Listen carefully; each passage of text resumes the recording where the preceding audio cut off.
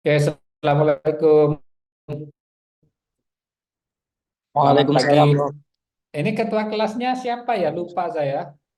Saya Prof. Divo.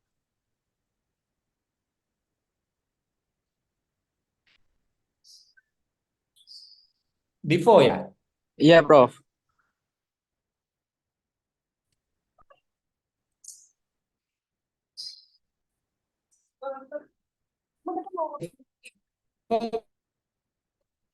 Mohon maaf, Prof. Suaranya putus-putus, Prof.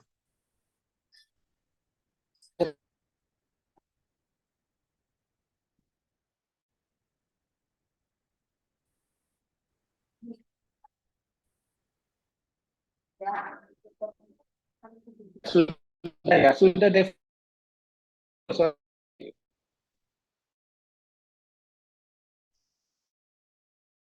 Cuma kata iya, suara saya. Iya,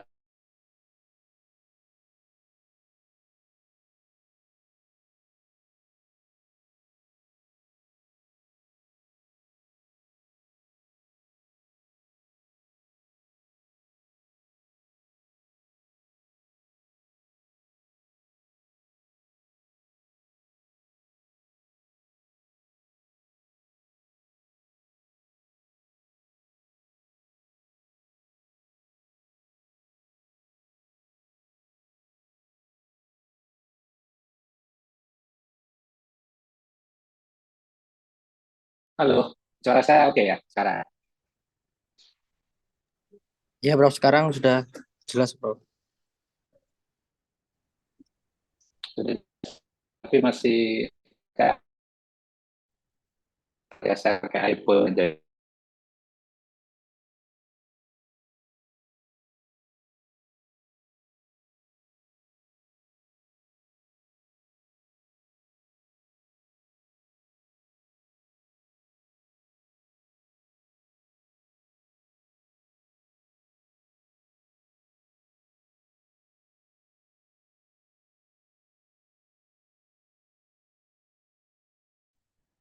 Sepertinya sudah lumayan ya. Halo, tes. Sudah bisa, Saya Prof. sebenarnya di Fasilkom sebenarnya, cuma nanti yang kelas B perjalanan biar adil saya daringkan aja dua-duanya. Oke, kita mulai saja ya. Saya rekam dulu.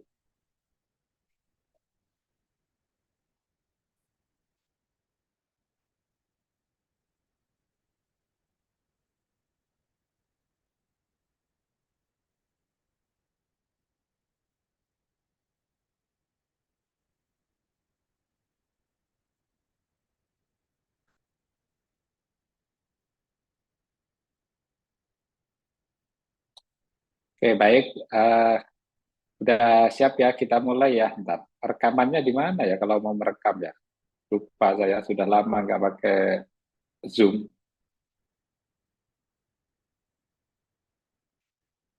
Bentar, bentar.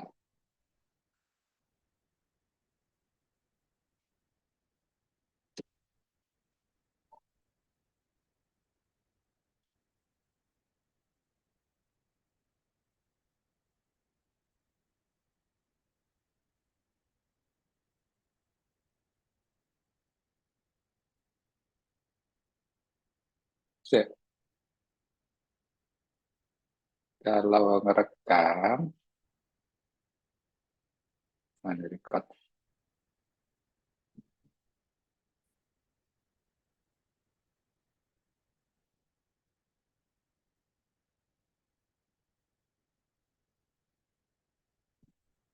Oke, sudah kelihatan semua ya, Devo ya, ano ya, Devo ya, presentasi saya ya. Iya, sudah, Oke Prof. ya, Iya, Prof. oke baik. Eh, Ntar saya record dulu ya.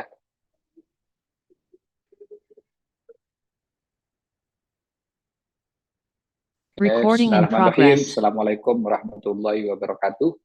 Ya, selamat siang ya.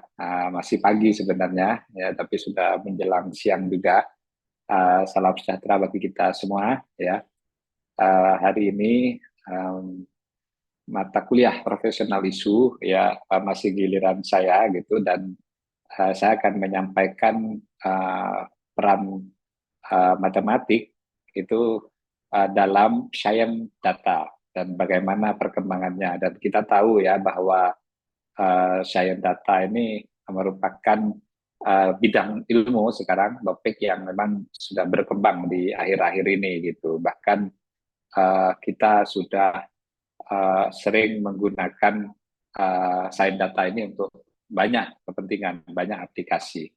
Pertama, apa sih sains data kan gitu? Kita kan harus tahu dulu definisinya apa gitu. Nah, menurut Banton itu ya, sains data ini kombinasi beragam bidang ilmu ya, terutama dalam bidang ilmu matematik, ya, statistik, kemudian juga komputasi gitu ya, agar kita dapat menginterpretasikan data ya untuk tujuan pengambilan keputusan. Jadi ujung-ujungnya memang ini juga untuk pengambilan keputusan juga ya, seperti halnya sistem expert gitu ya, atau sistem pakar, kemudian juga SPPK ya, sistem penunjang pengambilan keputusan gitu. Pada akhirnya begitu. Kenapa? Karena sistem-sistem tersebut memang uh, berbasis data dalam mengolah atau menganalisis gitu ya, sehingga keluar rekomendasi untuk memudahkan seseorang ya membuat sebuah keputusan. Ya demikian juga sains data ya, bukan hanya mengambil keputusan tapi juga memecahkan masalah ya. Karena banyak data-data yang bisa kita ambil ya dari luar sana ya, dan termasuk juga data-data yang sifatnya close ya, atau tertutup, itu juga bisa kita gali ya. Oke, baik, ini sejarahnya. Jadi memang sains data ini kan tidak lama sebenarnya ya, ya meskipun kalau dibandingkan dengan umur mahasiswa lebih tua gitu ya. Jadi istilah sains data ini awal tahun 1960-an itu gitu, dan itu dianggap masih samalah dengan ilmu komputer gitu ya, karena memang ilmu komputer itu kan yang sering dibicarakan atau sering di apa ya istilahnya ya dibahas itu kan memang data ya. Kalau data dan informasi itu pasti relate dengan ilmu komputer kan begitu. Otomatis sains data ini waktu itu ya, karena teknologi juga belum banyak berkembang seperti sekarang gitu ya, nyimpen aja masih pakai kertas gitu ya, ditulis kan begitu, itu maksimal dicetak kan begitu, mesti gudangkan kan begitu, ditaruh di arsip kan begitu. Kalau sekarang kan sudah beda, semua penyimpanan data kan sudah ditaruh atau disimpan di hard disk atau di komputer gitu ya. Oke, kemudian istilah ini juga dibuat berbeda untuk mendefinisikan metode pemrosesan data yang biasanya sering digunakan dalam berbagai aplikasi gitu. Jadi sudah mulai muncul gitu ya. Kenapa? Karena banyak sekali data-data yang diproses, bukan hanya diproses, termasuk pengambilannya gitu ya. Akhirnya keluar metode pengumpulan data, metode analisis data, ya pengolahan datanya, sampai ke penyajian data itu pasti ada metodenya gitu. Dan itu biasanya kita pakai untuk macam-macam aplikasi. Contohnya sekarang yang lagi rame misalnya quick count. Ya, quick count itu kan juga salah satu contoh penggunaan sains data gitu, ya berdasarkan data-data di lapangan, diambil sampelnya sampai keluar akhirnya prediksi siapa pemenang pemilu misalnya. Itu kan quick count kan luar biasa. Demikian juga survei. Ya, survei itu kan juga menggunakan data gitu ya. Dan di situ ada metode-metode yang digunakan mulai dari bagaimana apa istilahnya ya, pemilihan sampelnya, kemudian bagaimana memproses datanya sampai ke penyajiannya, itu ada metode yang dipakai gitu. Nah, selanjutnya bidang ini merupakan konsep-konsep yang akhirnya memang diambil dari matematik dan ilmu komputer yang tadi saya bilang ya, statistik itu kan bagian dari matematik gitu ya. Memang akhirnya matematik itu formulasinya gitu, kemudian ilmu komputer itu toolnya gitu kan. alat atau metode-metode yang dipakai untuk menyimpan, mengolah dan seterusnya. Jadi kompak ya gitu. Itu tapi tetap butuh formula kan, butuh rumus dan seterusnya untuk mengolah datanya kan begitu. Sampai akhirnya pada tahun 2001 William Cleveland ini menggunakan terminologi sains data sebagai disiplin ilmu yang independen. Ini luar biasa, ya luar biasa perkembangannya. Coba umurnya baru 20 tahunan gitu ya, tetapi penggunaannya itu sudah luar biasa dahsyat lah gitu ya. Apalagi terkait dengan big data gitu. Itu sudah bisa memprediksi macam-macam. Ya termasuk sentimen positif, sentimen negatif, terus bagaimana trending topik yang saat ini berkembang di medsos misalnya, itu banyak banyak hal lah gitu ya. Bahkan hal-hal yang sangat sensitif yang dan serius gitu ya, itu sains data sangat memegang peranan yang penting gitu. Dan bagusnya lagi kita tahu ya, karena ini disiplin ilmu baru, otomatis uh, ilmu apa ahlinya tidak banyak, belum banyak gitu. Ya ahlinya kan akhirnya orang yang sebelumnya backgroundnya tidak di situ beralih gitu, belajar sains data. Gitu. Misalnya yang matematik, yang ilmu komputer itu akhirnya belajar sains data tersendiri gitu. Jadi ini bisa jadi program studi sendiri sebenarnya, itu kan karena Jaya ada di disiplin ilmu.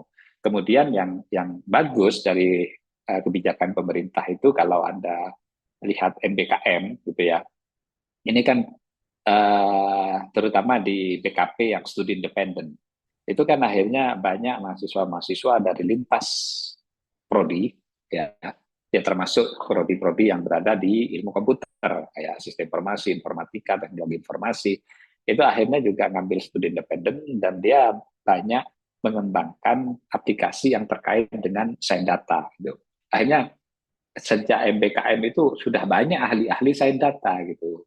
Kalau kuliahnya normal, kadang kan kita butuh waktu ya untuk lulus itu minimal 4 tahun. Nah, dari satu prodi itu paling banter yang lulus 40-an orang, kan begitu kan. Kelamaan kan, itu satu prodi gitu. Dan kita harus nunggu 4 tahun kan gitu. Tapi kalau kita menggunakan yang MBKM itu dan menstimulus atau mendorong mahasiswa ya untuk belajar sains data secara mandiri langsung by word gitu ya, langsung by apa doing by learning by doing gitu kan, itu akhirnya banyak sekali ternyata ahli-ahli sains data bermunculan gitu, dan waktunya hanya 6 bulan gitu, dan mereka terus berkembang kan, itu sekarang gitu ya yang terjadi gitu. Makanya Anda terutama yang berada di ilmu komputer seharusnya menjadi leader gitu ya dalam konteks aplikasi sains data ini. Oke, ini aplikasinya. Ya banyak sekali ya, aplikasi yang dipakai. Meskipun dulu juga sudah sering sejak dulu memang sudah dipakai yang namanya data itu ya. Kemudian uh, tapi kenapa Pak kok perlu ilmu gitu? Ya karena data itu bisa diapa-apain kan gitu. Ya agar data itu bicara, agar data itu bisa menjadi sebuah informasi, itu kan butuh ilmu gitu. Akhirnya itulah keluar sains data gitu. Nah, ini lebih konkretnya akhirnya diaplikasikan misalnya di fraud and risk detection, deteksi risiko dan penipuan misalnya. Jadi dengan data yang banyak kan kita bisa melacak lah, bisa mengetahui pattern atau pola-pola yang terjadi ketika misalnya kartu kredit kita mau ditipu lah gitu, dipalsukan atau lain-lain. Jadi ada orang yang menipu kita misalnya. Ya penipuan-penipuan itu bisa dilihat ya, dan sebenarnya itu sederhana lah menurut saya ya dalam konteks kalau kita lihat modusnya itu gitu, dan kita sudah sering apa ya dengan mudah bisa membaca bahwa ini penipuan misalnya lewat WA ya, lewat SMS ya, lewat email dan seterusnya, itu sekarang sudah pinter lah gitu ya. Makanya ini kita harus apa istilahnya ya, hati-hati betul gitu agar tidak mudah kena tipu gitu. Kemudian juga healthcare. healthcare ini juga bisa menggunakan side data ya dalam pengelolaannya. Jadi healthcare ini apa ya kayak asuransi kesehatan misalnya ya. Ini kan banyak data-data pasien di situ, usia dan lain-lain gitu. Sehingga data-data penyakit itu juga bisa dilacak dari situ, data-data seseorang gitu ya, atau peserta asuransi kesehatan misalnya itu bisa dilihat rekam jejak atau rekam medisnya gitu, sehingga itu jadi pengelola healthcare atau healthcare ini ya, perawatan kesehatan ya, itu kayak asuransi gitu bisa melihat sejauh mana untung ruginya asuransi ini kalau menerima pasien ini misalnya gitu, atau bagaimana meminimalkan misalnya risiko ya yang terjadi di dalam asuransi kesehatan tersebut. Kemudian yang sering Anda pakai internet search, pasti itu sekarang apalagi sekarang ada ini ya AI ya, aduh itu sudah pakai ChatGPT atau AI itu sudah gampang kita menemukan jawaban, bahkan menyiapkan apapun lah gitu ya. Kalau dulu kan Google ya atau Yahoo ya yang paling lama gitu, sehingga kita bisa melihat data-data yang berseliweran di internet itu. Ini sangat membantu bagi kita. Terus bisa juga targeted advertising ya. Jadi target untuk iklan, untuk promosi. Itu kan pakai side data juga. Ya, Anda saya yakin mengalami dan saya juga sering mengalami gitu ketika Anda misalnya browsing barang ya di online shop gitu ya atau di toko online gitu, biasanya kan tidak lama kemudian ketika Anda buka Facebook atau Instagram pasti iklan sepatu, kalau Anda mencari sepatu, atau baju, kalau Anda mencari baju, itu muncul di beranda medsos Anda gitu. Itu artinya dari data-data yang mereka kumpulkan gitu ya, mereka jadi tahu gitu, sistem jadi tahu, oh orang ini sedang mencari baju, orang ini sedang mencari sepatu gitu. Akhirnya di medsosnya jadi target iklan, jadi target advertising itu ya. Kemudian bisa juga website recommendation gitu ya. Jadi bagaimana merekom website-website yang pas sesuai dengan kebutuhan. Ya, terutama untuk aplikasi-aplikasi misalnya lah kalau Anda ingin mencari hotel ya, mencari hotel, kemudian pasti nanti akan mudah ketika kita membandingkan aplikasi.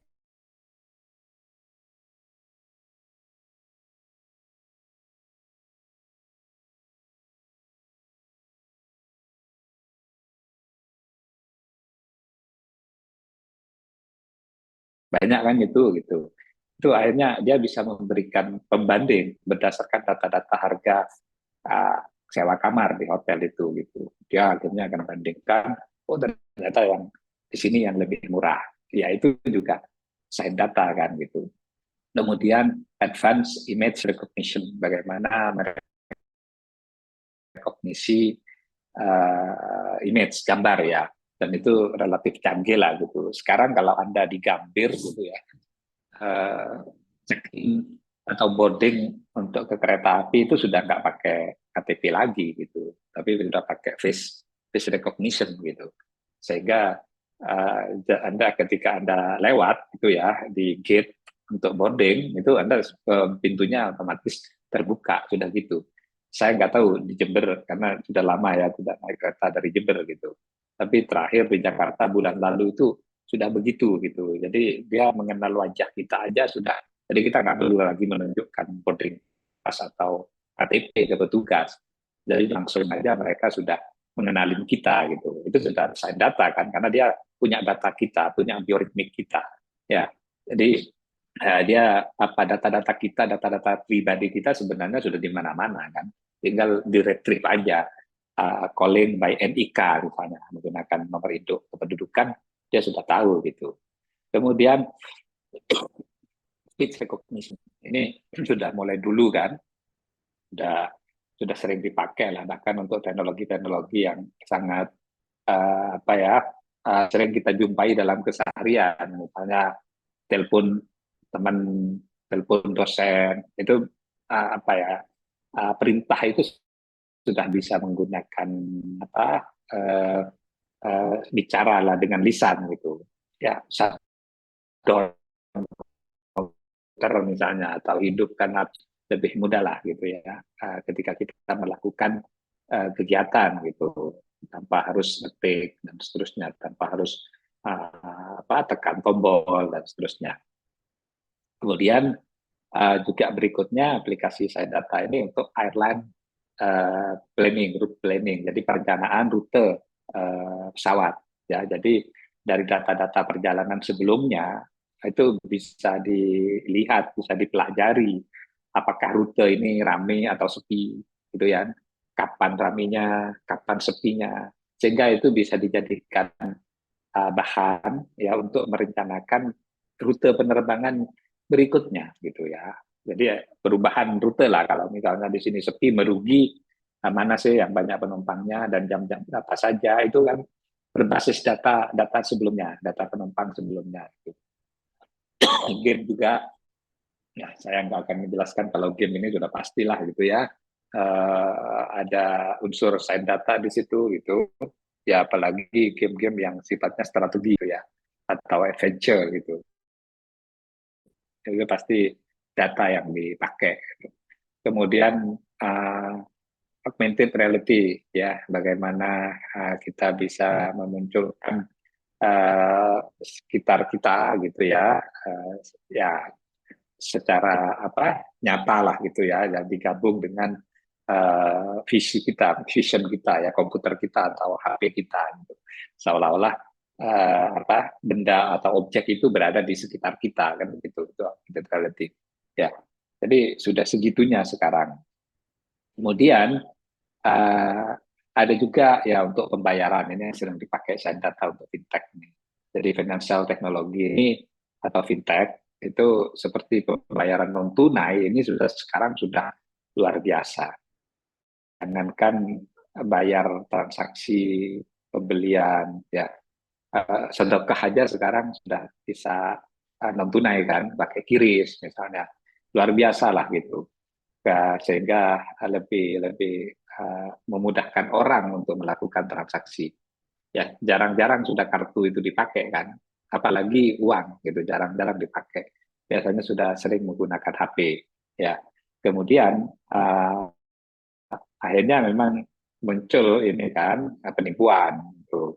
Jadi memang harus betul-betul waspada ya, dan HP kita jangan sampai ditaruh saja disadap sama orang lain, atau ya di situ ada banyak aplikasi yang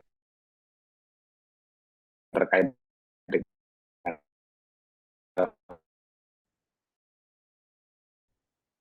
mobile banking yang bahaya.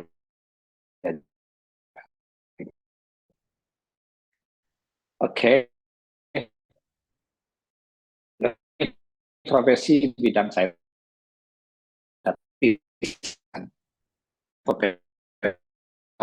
untuk data scientist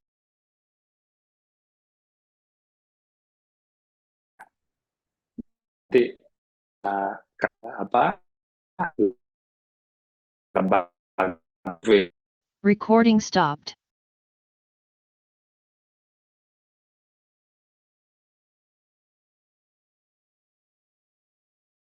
Recording in progress.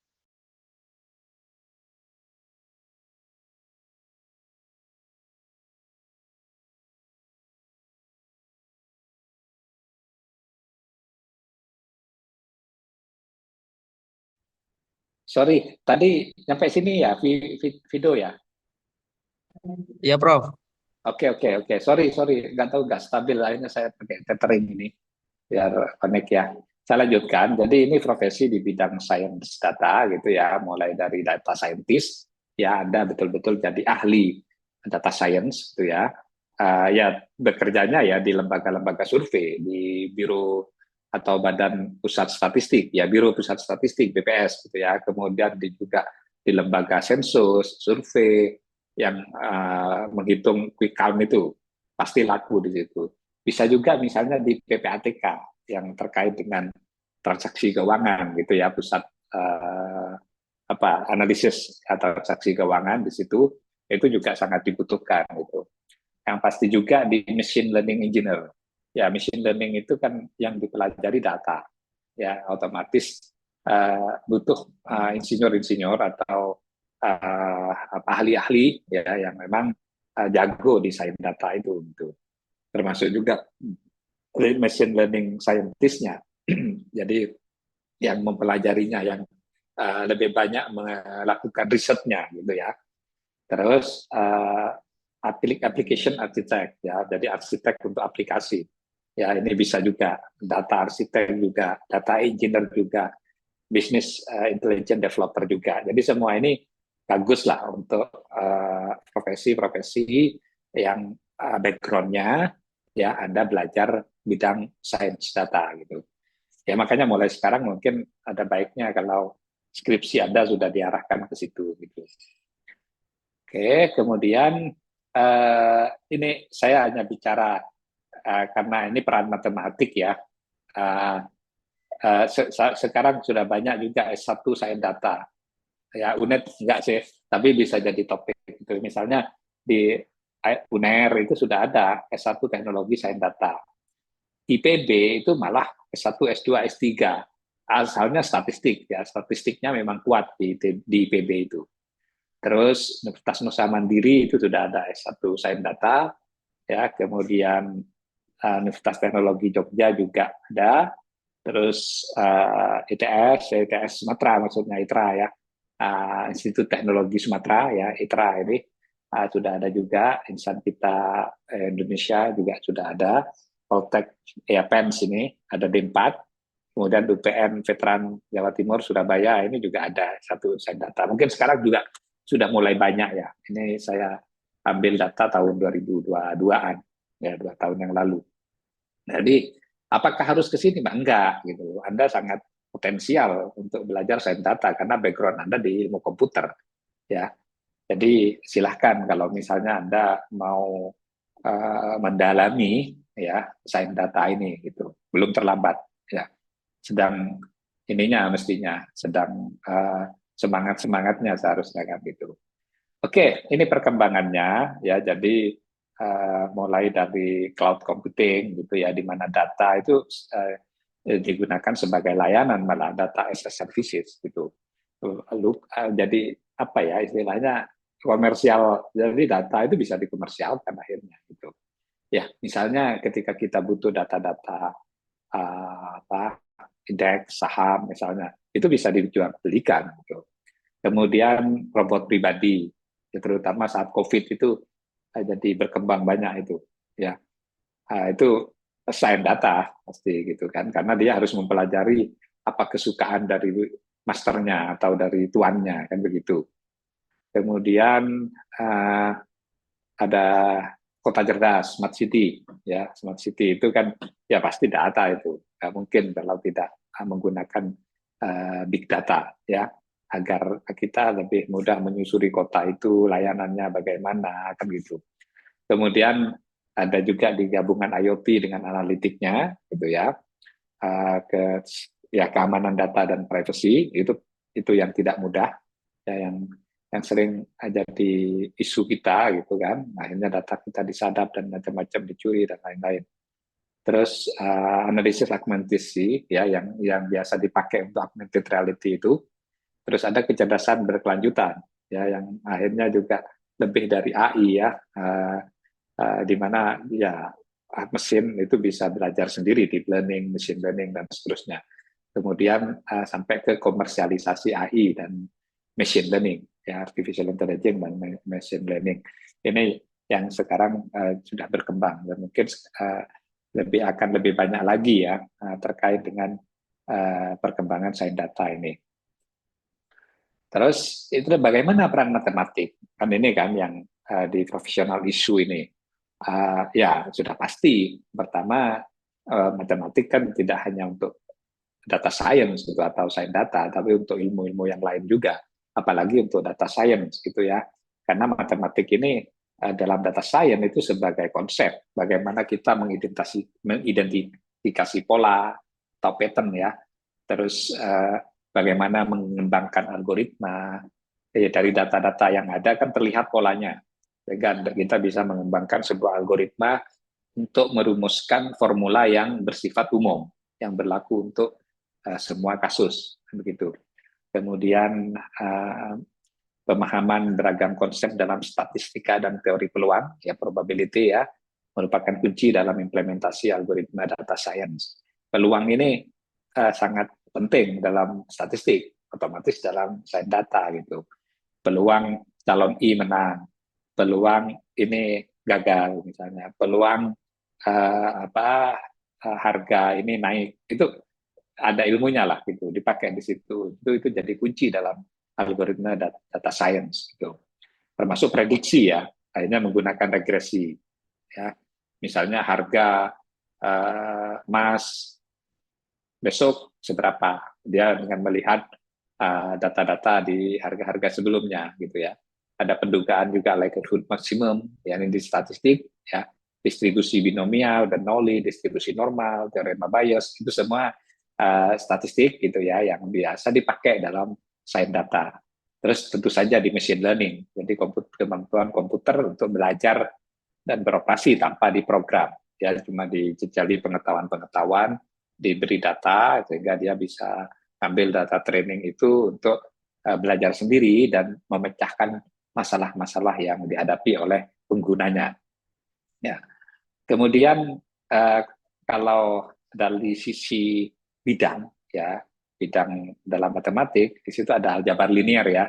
Kalau aljabar linear mungkin Anda tahunya bagaimana menyelesaikan persamaan kuadrat, sistem persamaan kuadrat itu aljabar linear. Terus misalnya juga menggunakan matrik, itu kan aljabar linear. Itu pasti semua model itu memerlukan komputasi melalui aljabar linear.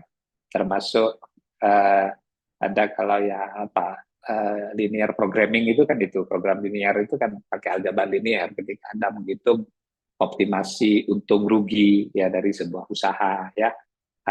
Ketika kita memaksimalkan untungnya tapi meminimalkan modalnya kan begitu. Kemudian di kalkulus sudah jelas ya, itu sudah pasti banyak rumus-rumus yang dipakai dalam kalkulus itu untuk mengolah data. Kemudian model matematik ya, dari sesuatu kasus akhirnya dibuatlah sebuah model ya, sehingga dari model itu kita bisa membuat algoritmanya kan itu. Kemudian statistika sudah pasti, karena di statistika itu data dianalisis untuk menghasilkan sebuah keputusan ya. Kemudian ini juga salah satu contoh regresi yang tadi saya singgung, misalnya untuk prediksi, untuk meramal gitu ya, meramal harga atau meramal apapun lah gitu ya yang terkait dengan misalnya data. Ya, jadi ada teknik yang digunakan untuk melakukan prediksi untuk kumpulan data yang diberikan. Jadi tetap aja basisnya data-data sebelumnya ya, sehingga dia bisa memperkirakan nanti data yang muncul seperti apa ya. Entah itu menggunakan simple linear, multiple linear maupun polinomial. Ya, tidak harus yang complicated seperti polinomial ini yang akurat, tidak, tergantung keperluannya, tergantung jenis datanya. Kemudian ada juga yang jenis klasifikasi ya, teknik yang digunakan untuk menetapkan kategori kekumpulan data untuk membantu dan prediksi dan analisis yang akurat. Jadi dia bisa melihat atau bisa mengklasifikasi atau kategorisasi lah gitu ya. Oh, kalau kayak gini berarti dia jenis A. Kalau kayak gitu berarti dia jenis B dari data-data yang ada. Ya, kita bisa kan, misalnya yang gampang itu tadi menentukan apakah email ini spam atau enggak, kan gitu kan. Kalau spam langsung dibuang ke spam, itu kan klasifikasi. Iklan juga misalnya ya, dia apakah dia masuk klasifikasi medsos, akhirnya ditaruh di mailboxnya medsos. Dia termasuk klasifikasi iklan, misalnya ditaruh di iklan, di promosi gitu kan. Biasanya kan itu bisa dikategorisasi gitu. Itu contoh penggunaan sign data gitu ya dalam konteks klasifikasi ini. Nah, ini terakhir. Jadi apa yang kita harapkan dari sign data ini? Jadi setidaknya kita ya yang berada di perguruan tinggi, apalagi di Fakultas Ilmu Komputer itu aktiflah untuk melakukan penelitian di bidang sains data sehingga kita selalu update ya khususnya bagi mahasiswa yang mau mengambil skripsi gitu ya, dan banyak sudah kan sebenarnya skripsi terkait dengan sains data. Kemudian juga ya kita belum ya, nanti saya coba sampaikan ke Pak Dekan gitu ya, Pak Anton, ya sebaiknya juga ada peminatan gitu ya. Jadi harus ada kelompok dosen atau mahasiswa yang memang minatnya di bidang sains data. Terus ikut PPKM. Kalau mahasiswa itu ada program bangkit itu sampai sekarang masih ada kan, tapi setidaknya studi independen lah gitu, karena di situ kita bisa belajar, bisa mengembangkan sistem ya apa istilahnya dengan cepat gitu ya, dan berkelompok lah gitu ya, dan langsung ada hasilnya. Ini learning by doing kan begitu ya, sehingga Anda tidak perlu belajar secara khusus di satu prodi yang tadi saya sebut prodi S1 Sains Data gitu, tapi Anda bisa belajar autodidak, belajar sendiri dengan langsung mengaplikasikan gitu ya, yang tadi saya sebut learning by doing gitu. Oke, saya pikir itu untuk kuliahnya gitu. Selanjutnya silahkan kalau Anda ingin atau ada yang ditanyakan ya.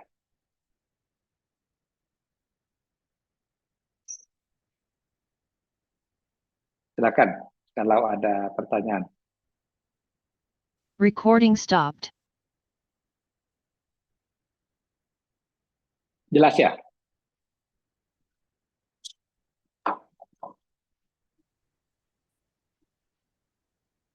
Nggak apa-apa, nggak usah dipaksakan kalau nggak ada ya. Belum ada, Prof. Oke. Oke. Baik, ya kalau nggak ada kita akhiri aja ya.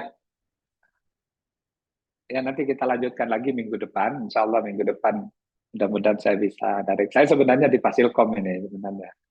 Cuma biar adil aja dengan kelas B. Ya, sehingga ini daring gitu.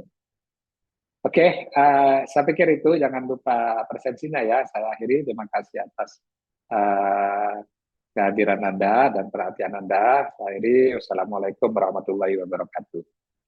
Waalaikumsalam Waalaikumsalam. warahmatullahi Warahmatullahi wabarakatuh. wabarakatuh. Terima kasih, Prof. Terima kasih.